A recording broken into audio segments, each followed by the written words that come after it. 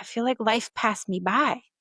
And I've just been doing the same thing, but in different cities. And I don't even know what I'm doing it for. And so at this point, it was sort of digging deep. And this was the hardest part. I went on a walk. Welcome to another episode of Threads of Enlightenment. As usual, guys, you know it is my honor to stop and welcome our guests because I know they're coming with a couple of things very expensive in my eyes. Their time, 24 hours, has been offered to every man and woman on this planet. What we do with that 24 hours will tell me much about you. The other is the journey. The journey is a powerful creator. It created the individual that is before us.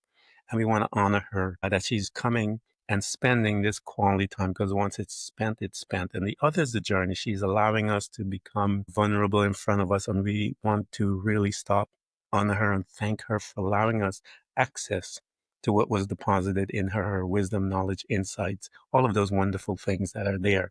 Thank you, Tsvety, for coming to Threads of Enlightenment. Thank you. I appreciate you having me. I'm so, so excited for this. I can't wait. Excellent. I love throwing this question to people because I think it's so much fun. It allows you to crystallize what you are doing today so that the audience will get to know you. I want you to first introduce yourself, and then I'll, after I ask you this question, introduce yourself and then answer the question. And the question is this: how do you serve man? So sorry. Do you mind repeating? How do you serve mankind? Yes, I love that question. So I'm going to start off with just introducing myself, like you mentioned. I'm Tsvety Roo. I am a solo traveler, a podcaster, speaker, and just a storyteller, really, of my journey and my transformation. I have a background as a graphic designer, so I'm very creative and have been doing that for a long time in New York and Detroit and kind of had a great career, but it was a traditional path. And then I decided to step out of it. And that decision and transformation, I can't wait to share with all of the listeners here and take you on this journey that I have been, which is the last 2.5 years of living in 22 different countries, visiting 37 in my entire lifetime, and then realizing that it's not even so much the countries, the fact that it's you're checking out all these new places, but it's the reconnection with myself that I experienced,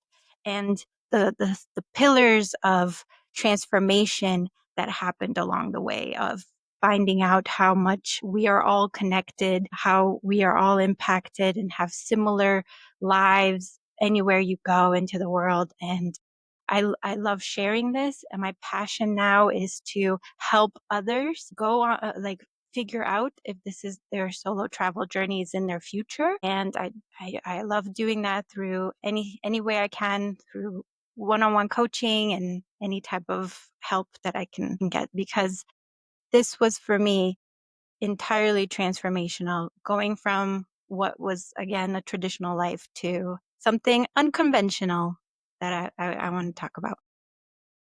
I can't wait for us to begin that conversation. I know many of you guys out there are contemplating it, if you will, because I see it happening on coming over my phone all the time about questions asking about moving out of the country, especially America and so forth. And you guys are in for a treat. Here is someone that will be able to guide you through that process because many of you want to do it, but you're not sure. And I have several friends that I know of that are contemplating and talking about it as well. So guys, I got a surprise for you. One of our custom here is to go back into the beginnings of our beginnings, I call it. And usually I love tracking, starting at a first place that we reside. The first, I call it spaces that we visit as we are moving through our life. And the very first space that we do visit for a few years, we call that group the family. Now, in this space right there, we're going to learn a couple of things that are very important. We're going to learn about communication skills. We're going to learn about our beliefs. We're going to start forming beliefs right here. We're going to start developing all kinds of patterns of behaviors right here. We're going to engage, if you will, within the mindset limitation that people will start to program you with, telling you you're less than and so forth. All of these wonderful things happen right here. What was your family unit like? My family unit, so I'm originally from Bulgaria, and the first 10 years of my life we were here. And so my family, and it's just my sister and I. So just the four of us, my mom and my father. And then the immigration to the US was kind of a big transformation in the family, because when you go from a place where you are close to your, the cousins and aunts and grandparents and whatnot, to a whole different country. And at that time, we didn't have FaceTime. I'm going to date myself, but this was in the mid 90s. And so it wasn't like you have the ability to talk to them every day. And it was a big change. And I think that also that definitely impacted the family dynamic, because the four of us were kind of left to only rely on each other in this new country. And so that was a big impact as well. And then I think that's from that moving when I was 10 years old is is probably kind of like starting over at that point in life is what propelled later on for me to have the courage to do that by myself in the last couple of years. Yeah, it is. So much happens when we move and relocate because it happened to me and my family. We came from British Guiana and we came to America. And the impact of that relocation, if you will, was tremendous in my life. Had to get used to a new culture, a new way of operating, if you will. And in some Mhm. cases it was easy. In some other cases it was pretty difficult, especially getting Mhm. used to the educational system. I was in my Mhm. second year in college and they put me back into junior high school. I almost lost my mind. So Okay. yeah, it is you're making those type of adjustment is very difficult to in some cases. So here you are, you guys make it, and you are, as you stated, relying on each other. When you make a statement as of relying on each other, how did that relying on this unit impact your life? How did it form your mindset as you are making that transition? Yeah, I think you end up kind of growing up a little bit faster as some of an immigrant upbringing, because you are helping your parents navigate this new world as well. And they rely on you for, in our case specifically, was because my sister and I learned the language much faster than they Mhm. did. They were in their 40s. And so learning a language in your 40s is very Yeah. different than when you're 11 or 16. And so from that perspective, the relying of communicating, in this new world. And that, again, just the communication part of it, just being sort of, my parents relying on me to communicate to whoever it was, let's say if we're traveling, the travel agent on the other end, or let's say if we were dealing with credit cards or something like that, they were asking me to call as a 15-year-old or 14-year-old, whatnot. And so from that perspective, I think there's a lot of traumatic sort of portion of being an immigrant. But at the same time, I learned to just go for it and just approach situations, and know that, they can be solved if you're looking to kind of put yourself out there to ask the questions and to not be afraid of that conversation. Because I have to say, I generally was very much not looking forward to calling anybody that I didn't know. I wouldn't say I was shy, but I was not sort of the person that I have become now, which is I love meeting strangers and making connections with people when I travel. And I think those connections really fill me. And I don't think I would have had the sort of confidence to do that if I didn't grow up in a little bit of a tougher situation, and to kind of approach it, to talk to strangers and ask questions and make sure that I have all the data so I can then translate for my parents.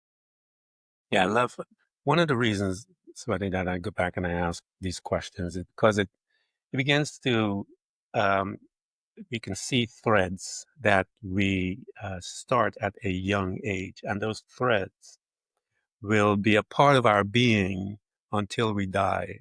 Some of them Mhm. are the ones that will begin to form you and I, that will teach us, that will help us. Like in your case, it afforded you the ability to become a critical thinker. in the sense where you had to begin to figure these things out in order to assist your mom and dad.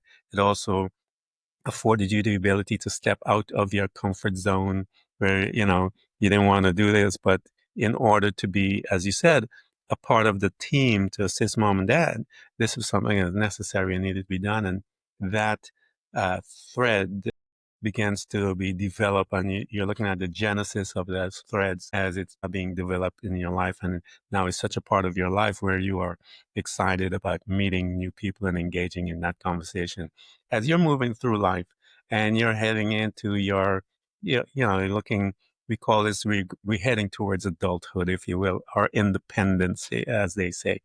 As you're moving through, what was your relationship to others outside of family? How was this young woman being an immigrant into this new society and getting all of the newness within that society? How did she function towards the others outside your family? I think I feel like this is a very much a therapeutic session. And I already want to thank you for that because I haven't talked about my past in a long time, actually. And now the way you are connecting the dots, I can see, like, just like you said, how it impacts the choices that I made now in my later years into adulthood, as you're saying.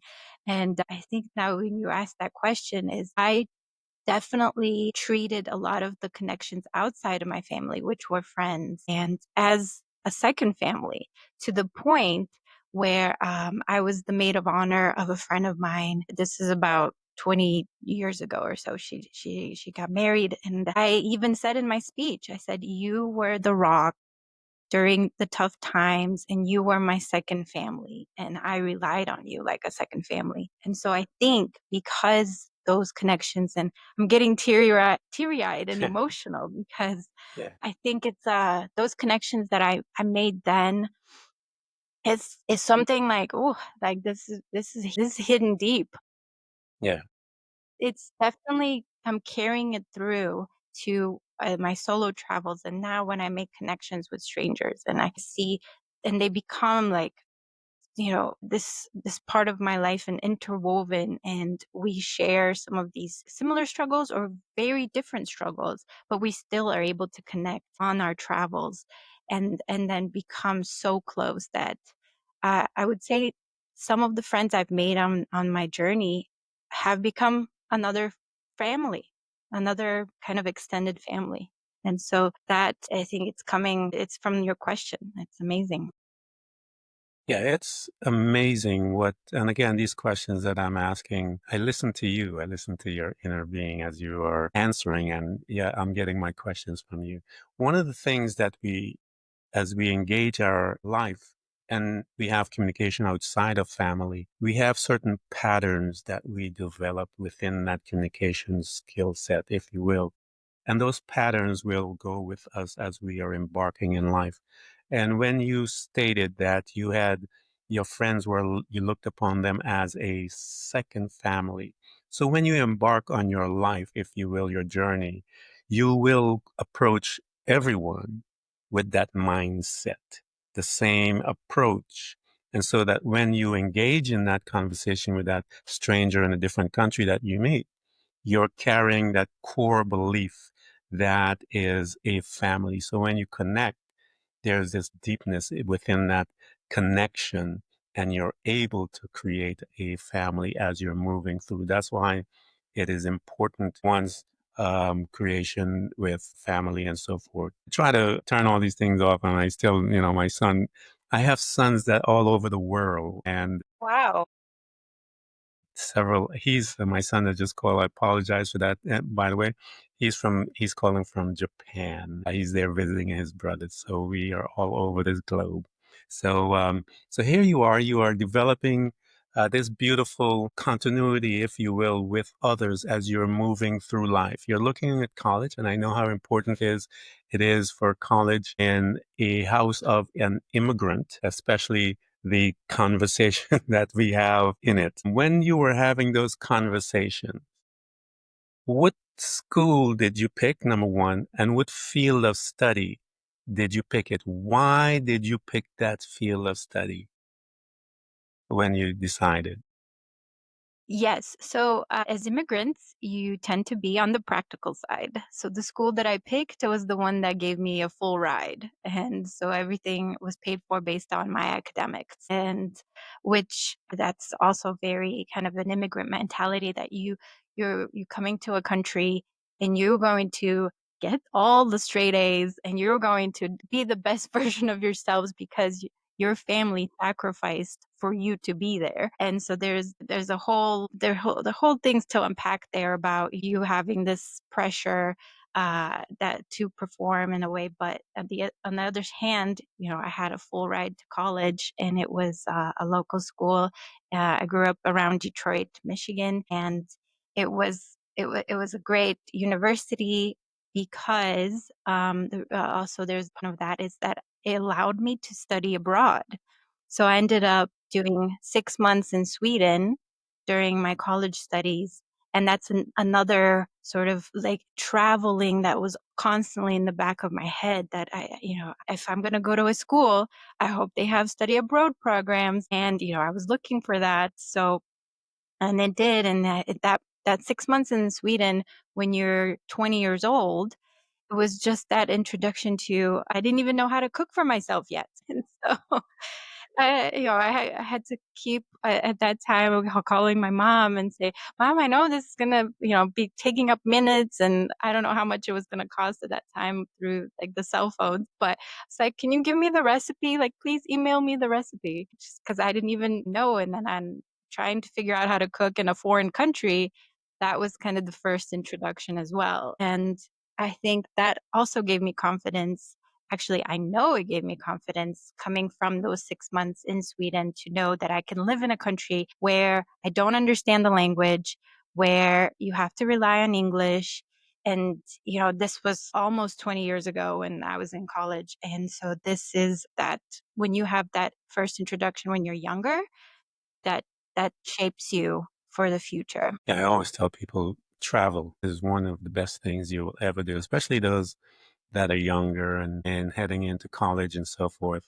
To take some time and spread your wings, come out of your comfort zone. It'll open you to many things. You one, become empathetic. One, you become independent. One, you become unafraid to initiate a conversation.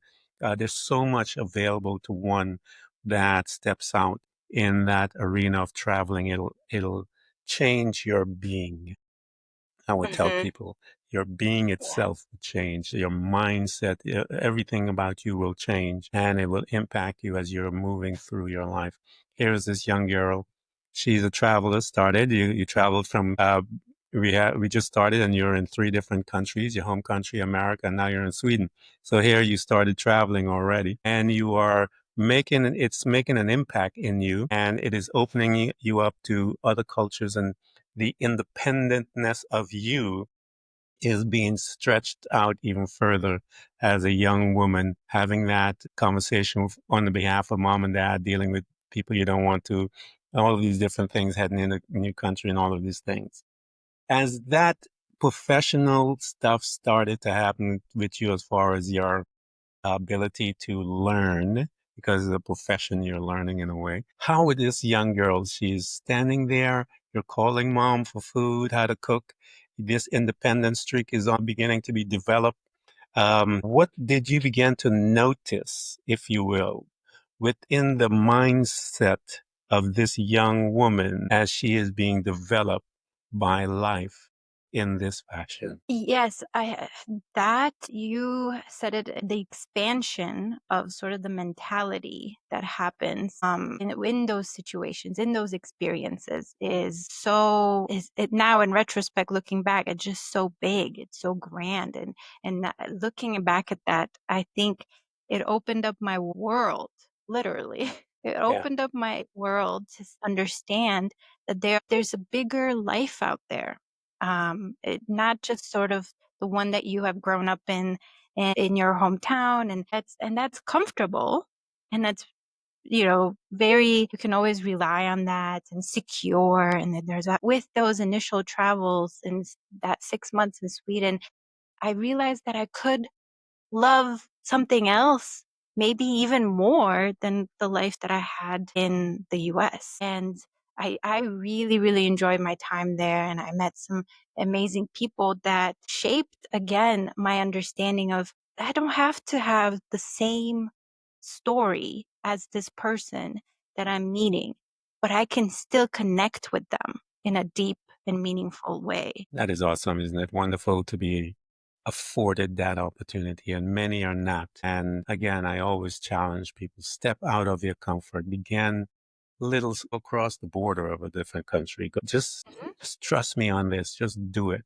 And you'll see what I'm talking about. Okay, this young woman, I know you talked about you got into your profession as a graphic designer. Mhm.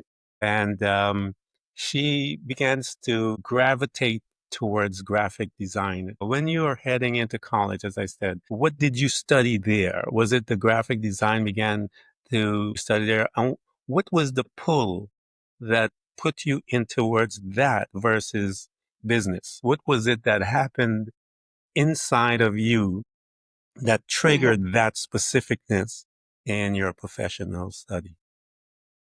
It was I can already say I'm a creative person. I was sewing my Barbie's outfits when I was 11. Yeah.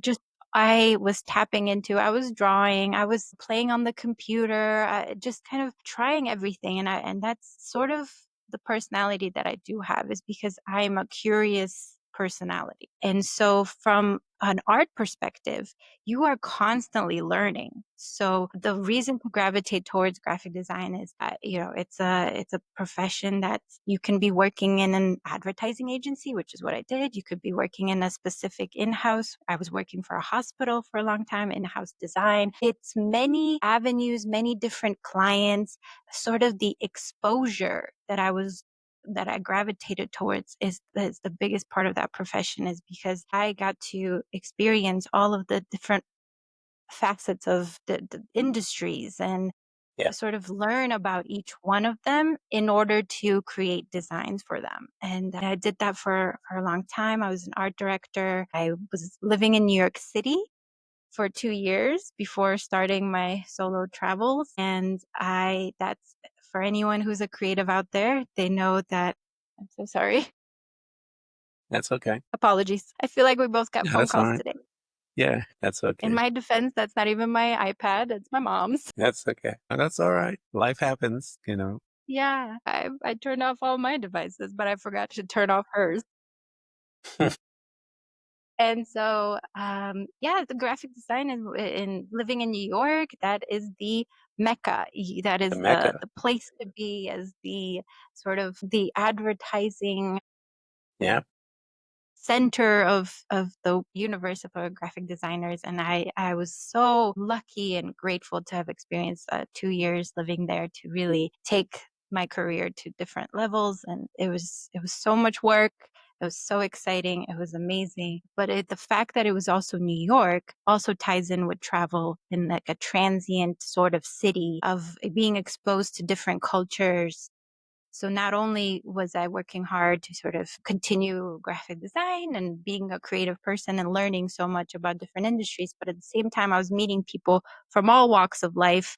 As a lot of New Yorkers know, you probably just walking to the subway stop. You won't even have to go into the subway, and you already have met probably 20 different people from 20 different countries, Yeah, you met the and a US. lot of them probably will ignore you or try to Yeah, run you over. pretty much. I'm from New York too, so I know how that is. So here's this Yeah. girl. Life is good. Well, I mean, you think about it, this young woman is, she should be happy. I mean, everything is good. She's doing the thing. She's in the field. She's all over the place. And there's a degree of accomplishment and feeling within that. She's excelling. So now talk to me as this young woman is excelling.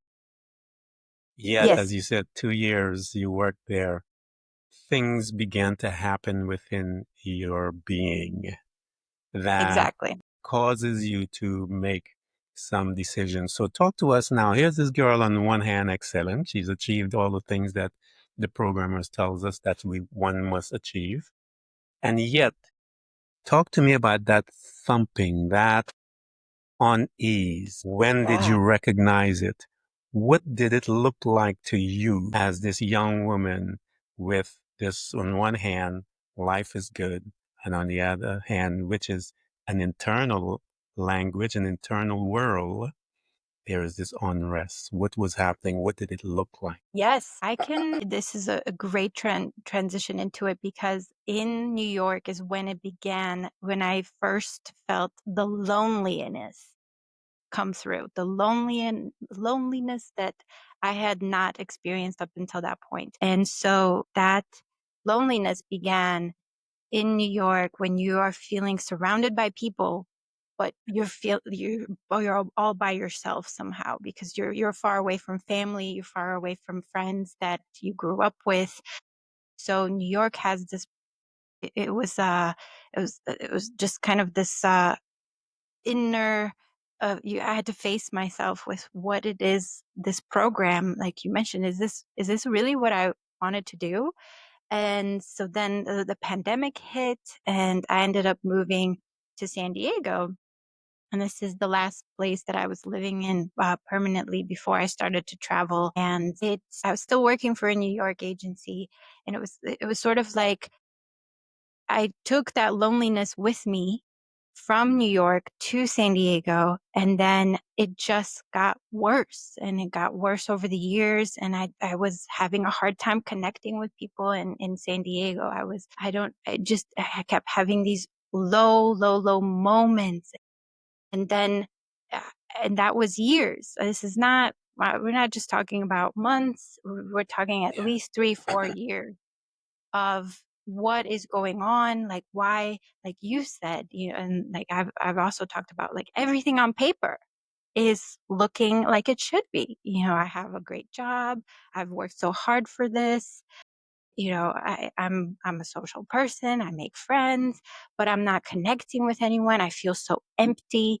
I feel so stuck. I'm approaching my late 30s at this point, and I was just saying, like, I feel like life passed me by, and I've just been doing the same thing, but in different cities, and I don't even know what I'm doing it for.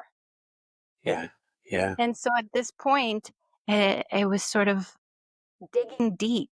And this was the hardest part. I went on a walk, and I yeah, know I've heard some of your podcasts, and you talking connecting to nature. And I was in San Diego. It helps that in San Diego it's beautiful most of the time. yeah, It's yeah, very sunny, and it was a gorgeous walk, and outside was beautiful, but inside I was hurting, and I had no idea why. I didn't know how to figure this out, and I said, what is going on?" And I dug deep, and I finally asked myself the question of, what dreams have I been putting off until the right time? And yeah. so I kept asking that. And I said, what have I been putting off until the right time? Until the right time. It ended up that I really wanted to travel. I wanted to see the world, more of the world, experience more, meet more people.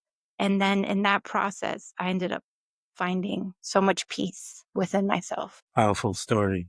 Powerful story. That's why I wanted you to describe how did it manifest, because that uneasiness manifests many different ways in many different individuals. There are billions of us, and it'll manifest differently in each and every one of us. And in your case, it was that deep loneliness and it's really fascinating. Here is this young woman that makes friends easily, and it manifests in the form of loneliness. It is powerful because here it is that she's capable and willing and knows how to do that, but yet she's disconnected from that part and is eating at her. There's a loneliness that manifests there that causes one to go deep. That's why the loneliness shows up, is so that you can go inside and discover what is going on. And she did it through a walk. Meditation manifests in many different ways. I've told you guys the classical way is fine. I interviewed a woman that was vacuuming and she was meditating and not understanding. And I'm a musician. That humming from the vacuum was putting her into the state of meditation. And so however you get there, just get there because you will find you there. And when you go there, go with questions so that you can be able to answer it from your subconscious being or from your inner religion. We'll call that individual the soul. That's where the answers are. Begin to question yourselves. And so you question, and the answer was, I got to go traveling. So now here is this woman, you know, she is living good life. The pandemic is there. I'm not sure you could travel at the pandemic by this time, but let's go. Yeah, this was 2022, 2023. 22. This is a little behind that then. So here So she the is. world was opening up. The world was opening up, Yeah, and I started my travel in 20 and started hunting the countries that were taking people, if you will.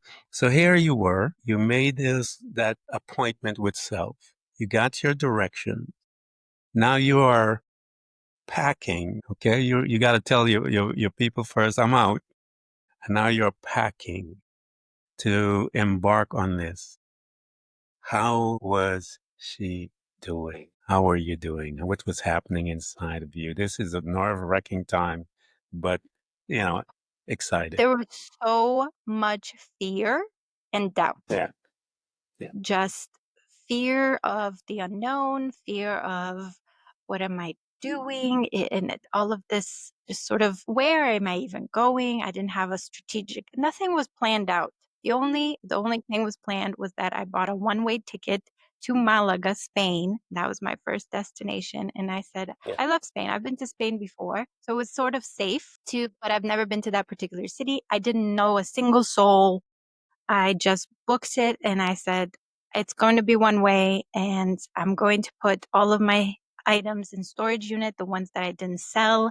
I sold probably 65% of my stuff, especially the furniture, and I put everything into storage. And I made it difficult to come back. Yeah. And I didn't That's know good. Yeah. I had no idea that that's what my intention was at the time, but that's what happened. I made it difficult for myself to come back. And because I knew that if I chickened out based on fear or, on like not feeling comfortable or whatnot, I didn't want it to be easy to just slip back into the old life because the old life wasn't working. It wasn't working. And I had to force myself to this to follow this dream, as scary and as anxious as all of these thoughts. I mean, it was on an hourly basis of like, what am I doing? What am I doing? What is going on? Why would I even embark on this? And Yeah. those type of thoughts, I said, okay, my strategy, and this is what I hope others can take away from this, and this is why I talk about the sort of the transformation, is my strategy was just to put it on the side. I said, loneliness and the anxiety and the doubts, they're going to come with me. I know it. They're going to be right next to, on the plane. They're going to be sitting on the right, passengers right next to me. But you guys are all coming and we're all going to go because we're going to take action. Because for the last 3, 4, 5 years, we haven't been taking action. We haven't Yeah. been Yeah. following our dreams. We haven't been asking ourselves the tough questions. We have just stayed in our comfort zone. But now, all of us, we're all just going to come. And then somehow, over the course of the last 2.5 years, it started to shed and they've transformed, and loneliness has transformed into solitude, which is something empowering. And then sort of this, the fears and the doubts, they start to look at something like they're no longer like, oh, can I make it into the specific country? But now it's like, how long should I stay? Yeah. Yeah. Yeah. And they start to shift.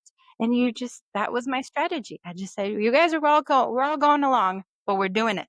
We're going. I love that approach. Mine was I brought my shame and all the things when I was dealing with all those crazy things in my personal development. I invited them all to dinner. I'm like, hey, I would deal with shame. I said, let's go and I would cook this elaborate meal, put on my music, sit down and invite it and have a conversation. I would actually talk to shame. I'm like, come on. And when we would engage in that conversation, when I got up from that dinner, I knew that we never argued or we never entertained each other. It said, bye. Thank you for helping me grow at this point. And I relinquished all of those things. I had a wonderful dinner with all of them. And so I know what that feels like. Talk to me now, because as you said, solitude, I love what you said. Solitude, loneliness and solitude is two different things. Solitude is where we get our power from. I read so many from religion and different sources all over the world. And anytime you see someone in solitude and they come out of that place, it's usually they're able to do some things very miraculous. We know that Jesus walked on water. I studied martial arts, and you know that many of those guys, when they came out of the solitude, they were able to do some tremendous feats and so forth. That place is where power is. Western civilization do not allow people to get there because we have TV, we have phone, we have all those different things. But Eastern civilization, they're more aware of that, and since it's a much older society. So here's this young woman now. Is the world is her oysters, as they say. Talk to me as the transformation began to happen with you, because that's what this journey is about, and taking the steps. Talk to us about all of those different things that you came in contact with, and how did you deal with that? Loneliness, number one. I mean, know all the other aspects. You got to bring in gratitude and all these wonderful tools that are out there. Talk to me as you're walking through and how you were dealing with all of those, or the ones that that comes to your mind. Loneliness is one, as you mentioned, and solitude. Talk to us about that journey and your personal development. Yeah. No, I think that's probably the biggest and most surprising aspect of that, that I didn't know the difference myself. I didn't know what was loneliness and what was solitude. And I thought those were always synonyms. I said, oh, isn't that the same thing? Yeah, Which I think it's very misunderstanding, because loneliness comes from a place where you're lacking meaningful relationships, you're feeling disconnected, you feel incomplete, and so we've all felt that way. I know, and now I think it's an even bigger issue in the modern world, because we're just so stuck in our phones and everything. And then yeah, from a solitude perspective, and that shift happened because I was placing myself in these uh, uh, unknown situations, and I was not in my comfort zone. And so what ended up happening is I became more confident, because I was embarking on all these adventures that I had no idea what the outcome would be. But then I felt a bit more powerful, a bit more confident. And then that's when the solitude sort of started saying, say, oh, solitude is, you're embracing time alone, you're reconnecting with yourself, you're giving yourself permission to grow and to think and to heal, and you're actually creating space for yourself to do that. And so that's the biggest. I get chills, just kind of thinking about how that came from such a space of lacking into a place where you're just like, okay, I don't feel empty anymore. I'm at peace because I'm embracing this time with myself, and it I am reconnecting, and I'm not afraid to sit in with tough emotions. I'm not afraid to just be in a space where it's hard, but I'm here and I know that I'm resilient, I'm resourceful, and I have proven that to myself. Not to anybody else, but I've proven that to myself.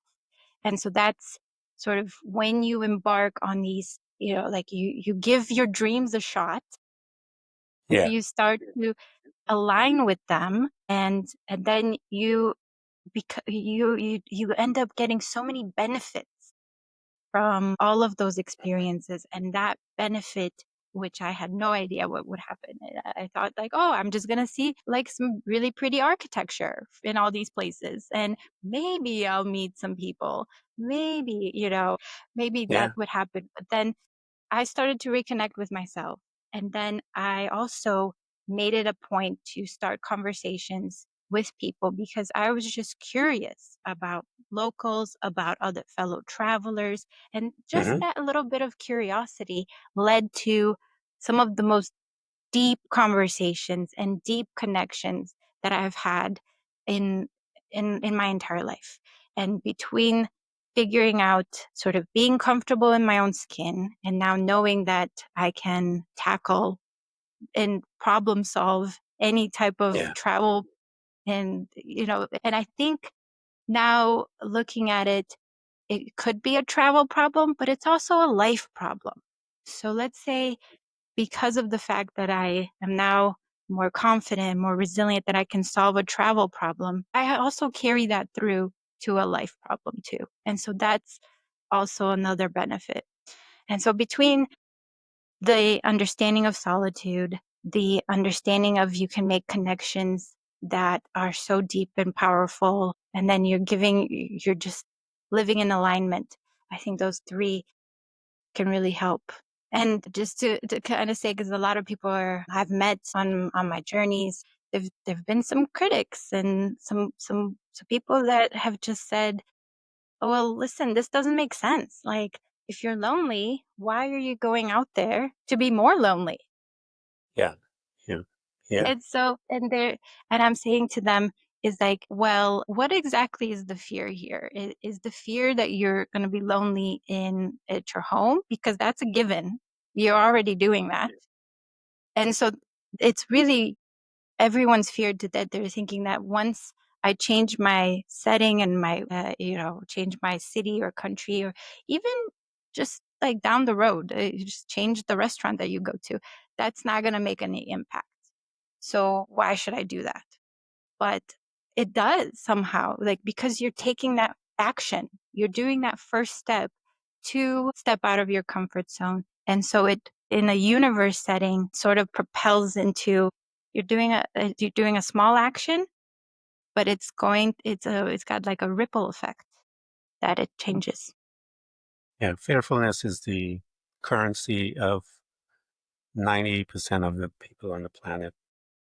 And so I don't pay attention to them because each one Exactly. of us have our own journey and they're dealing with the currency that they're familiar with. And fear is their currency. It's how they buy and sell. This is how the politicians speak to them. That's how they communicate with each other.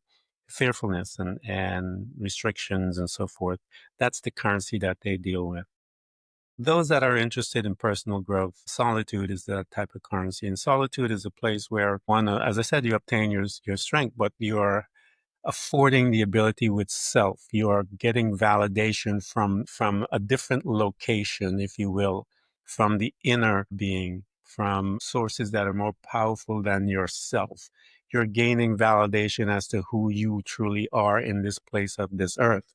Now, when I'm lonely, I'm seeking validation from something else that is on this planet, on this earth, from someone else. And so that loneliness, what am I seeking in that form in loneliness?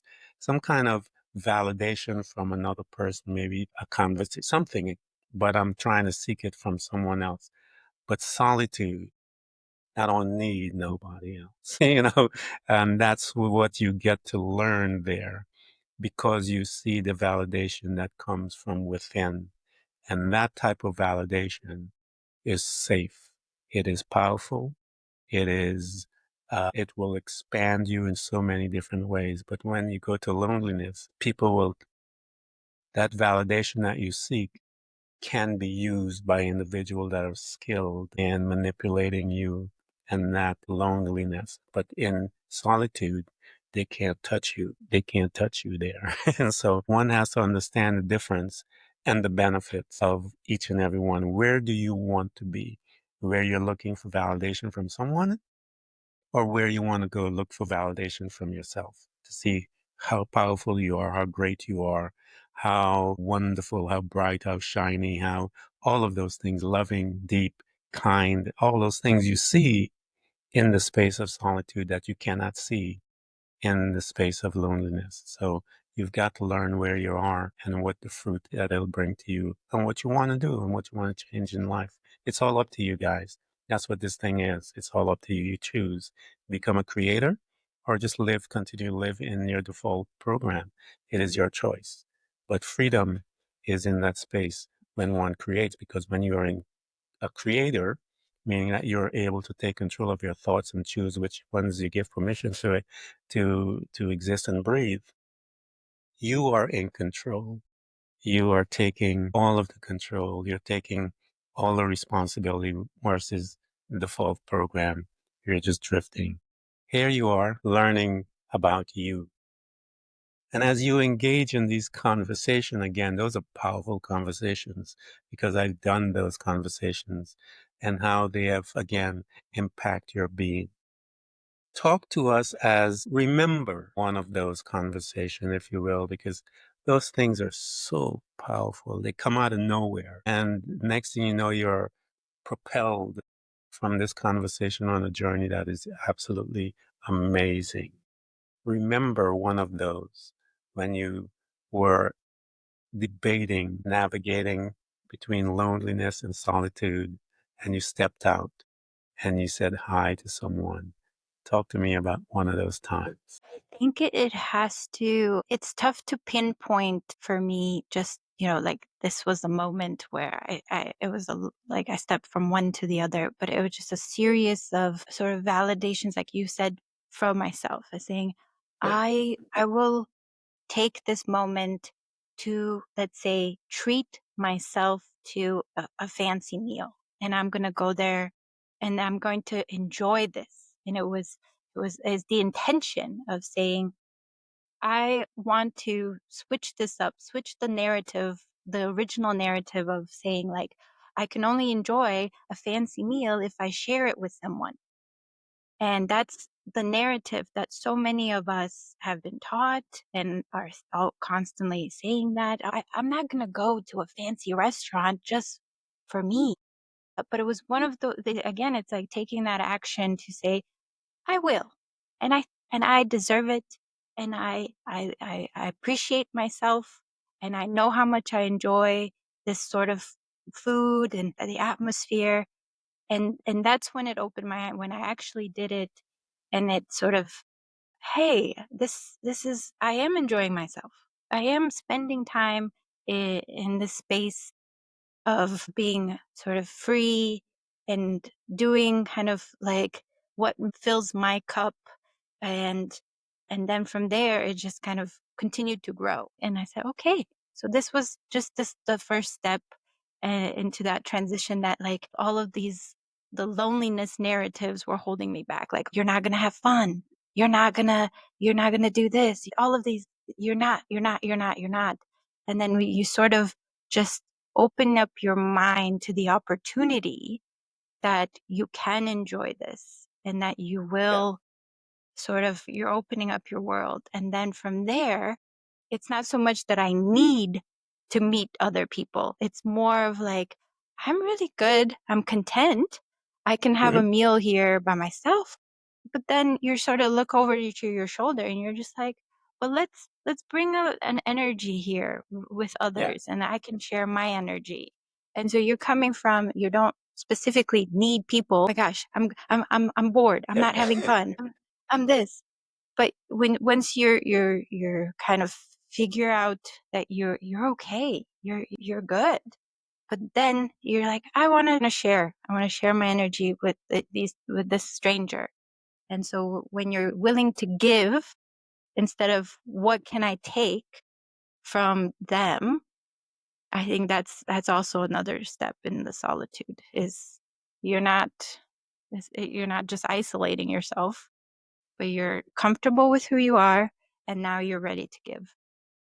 Yeah, you get full when you start hanging out in solitude, and then you serve. But we're going to provide all of her links, guys, so you guys can get there. I know.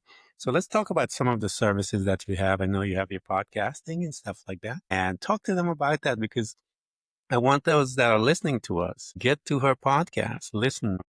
I'm sure great advice, great stuff is there. Not everyone has everything. And so we all in this together, as they say. She has strategies to help those of you guys that are thinking about traveling and bailing out of your country, as they say once, and someone said to me a few days ago. So here is someone that have access. Some of you, your corporations, I know I have quite a few of them that listen to me because they talk to me about certain things, corporations out there that need someone to come in and talk to your employers and employees. Here she is, and so we're going to provide all those links. So talk to us about the podcast. How did you transition towards that aspect of your servanthood, if you will, and along with the solo one-on-one strategies how did you put that package together and how did it blend as they say? So actually, I'm working on starting my podcast about solo travel, but what I have been doing is being a podcaster and a guest initially here on your amazing show and a few others as well. And that has started the idea that I could completely do a You whole can do this, podcast on girl. solo Come on, you can travel. do Yeah, I this. could do my own. Yeah. I to all transparency, I just started in April of being a guest podcaster. The Awesome. public speaker I have done. Yes, public speaking is something that, like you mentioned, I can come to corporate events, conferences, and just talk about sort of this transformation that has occurred for me. And I was able to inspire a few women in Malaga, Spain. I went back. I keep going Yeah, back there. It's one of my is my thing, and it's very women empowering. awesome. That speaking event was incredible. So what I do love is having these one-on-one sessions. And so I hope the visitors can just go on my website, schedule some time with me. I love meeting new people, even if it's virtually, obviously, but just to get you started, figure out what that dream is, and if it aligns with solo travel, I can help you. Trust Yeah, me. yeah, I have done all the mistakes. It's been so many countries. I've also felt like, what if people stare at me, or what if I'm the only person on a group tour that's single? Been yeah, there, done that. yeah. Just let me walk you through some of this, and I think you're gonna find that it's so.